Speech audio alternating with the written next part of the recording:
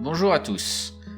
Comme évoqué dans une précédente vidéo sur les graphes de fonctions de deux variables, il n'est pas évident d'imaginer l'allure du graphe à partir de l'expression de f de x et de y. Néanmoins, en utilisant l'expression f de x et de y, on peut souvent déterminer l'intersection du graphe avec des plans verticaux ou horizontaux. C'est l'un des intérêts des lignes de niveau dont nous allons parler dans cette vidéo.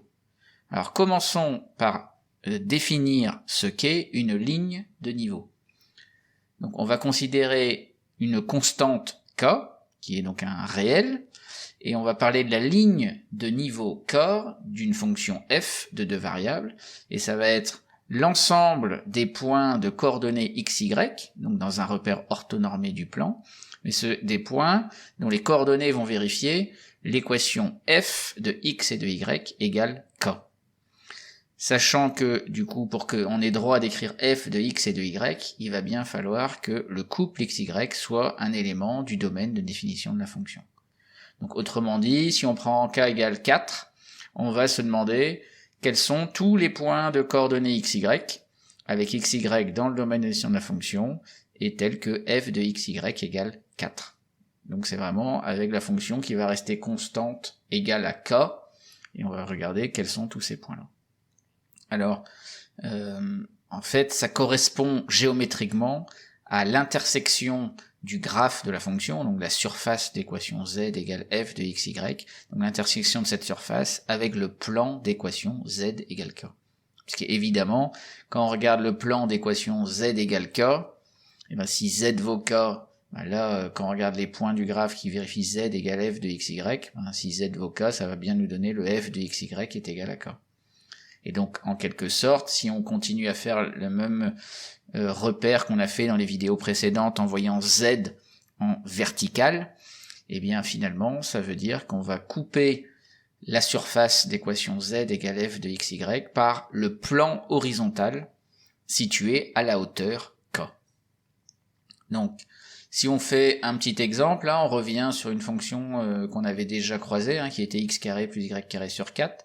Quand on regarde la surface d'équation, donc z égale x carré plus y carré sur 4, on avait ce qu'on avait appelé un paraboloïde, c'est-à-dire obtenu par une certaine parabole là qu'on avait fait tourner autour de son axe de symétrie.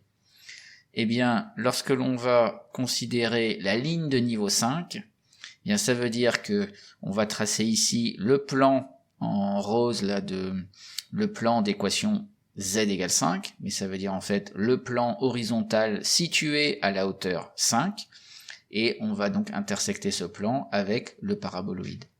Donc on va obtenir ici un cercle.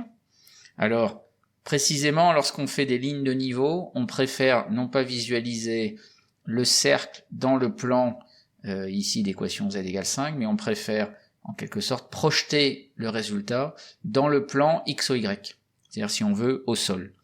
Donc l'un des intérêts de faire ça, c'est qu'il est souvent intéressant de faire plusieurs lignes de niveau. Et donc par exemple si on fait ligne de niveau 2, 5 et 8, ça nous fait 3 lignes de niveau, et si on les voit chacune dans un plan différent, on est obligé de travailler en 3D.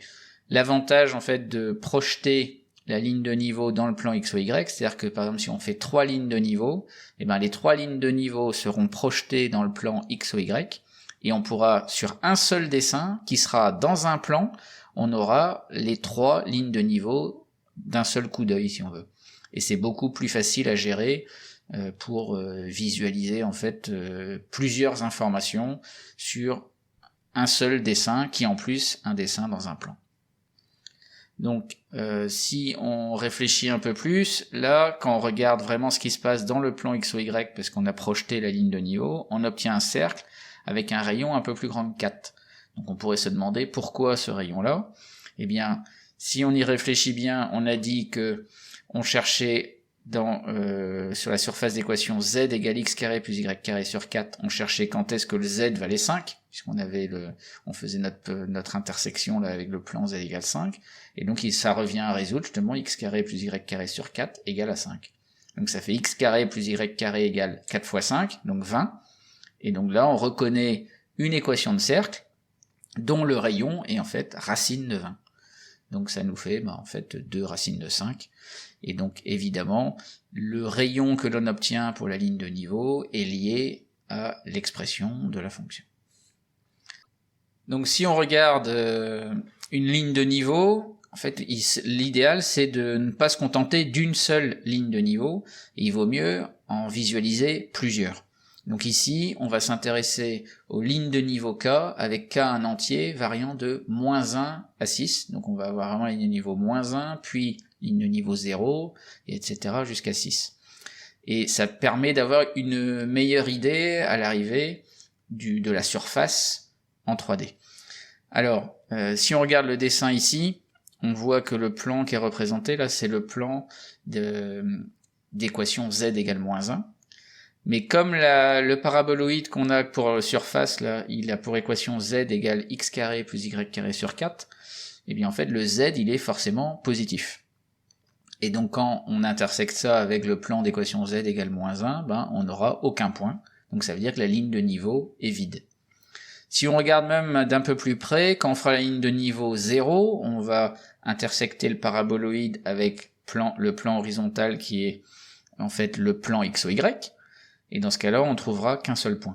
Et c'est après, quand on fera les lignes de niveau 1, 2, etc., que l'on va vraiment trouver un cercle avec un rayon qui varie. Donc si on regarde ça sur cette petite animation, on voit les différentes lignes de niveau là au sol, et ici à droite, on a le plan x ou y avec les lignes de niveau qui varient justement parce qu'on a des cercles de rayons différents. Donc voilà, maintenant on peut traiter un autre exemple avec une fonction différente. Donc ici, la fonction de deux variables, c'est 0,2y carré moins 0,5x carré. Donc le graphe de la fonction est donné par cette surface. Donc il faut penser à une selle de cheval. Alors si on regarde un peu, là, en faisant tourner un peu la surface, c'est vraiment la forme d'une selle de cheval.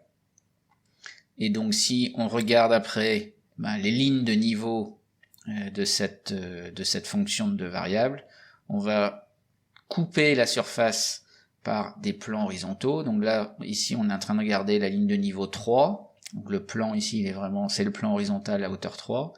Donc on va avoir ici un premier bout là, mais comme on regarde l'intersection, en fait, après on la projette dans le plan x ou y. Là, les pointillés noirs qu'on voit cachés derrière, là, c'est vraiment l'intersection ici, mais vue dans le plan, qu'on a projeté dans le plan x ou y. Et ici, pareil, l'intersection qu'on a ici, on la projette dans le plan x ou y et on obtient ce truc-là. Donc si on regarde un peu plus près, on va voir en fait les lignes de niveau k avec k entier variant de -3 à 6. Donc là, la première là qu'on voit, là, celle qui est sur ce dessin-ci, on a le plan d'équation z égale -3. Et donc on la projette ici dans le plan x ou y et ça nous donne en fait une hyperbole. Et donc on va regarder en fait en faisant monter le plan aux différents niveaux là de -3 jusqu'à 6, et on va voir comment ici dans le plan x ou y à droite là, on voit comment la ligne de niveau va varier. Donc on obtient différentes hyperboles là qui ont la même allure, puis de droite, et puis des hyperboles aussi, mais qui sont tournées dans un sens différent.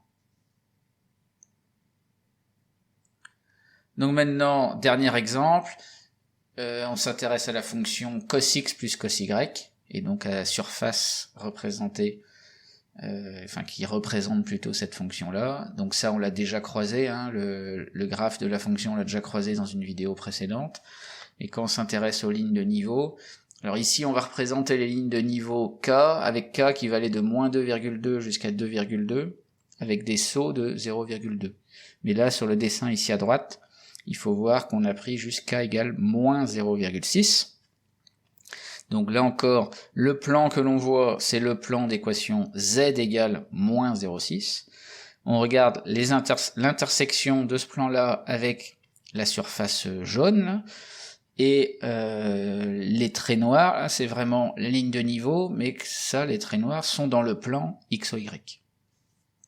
Donc si on va voir un peu plus loin avec une petite animation, on voit comment ça varie en fonction du plan qui monte et comment les lignes de niveau évoluent dans le plan x ou y.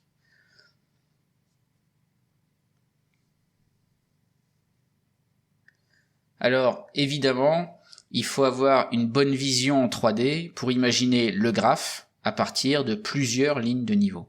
Et il faut également coupler cela avec des coupes verticales de la surface pour y voir beaucoup plus clair.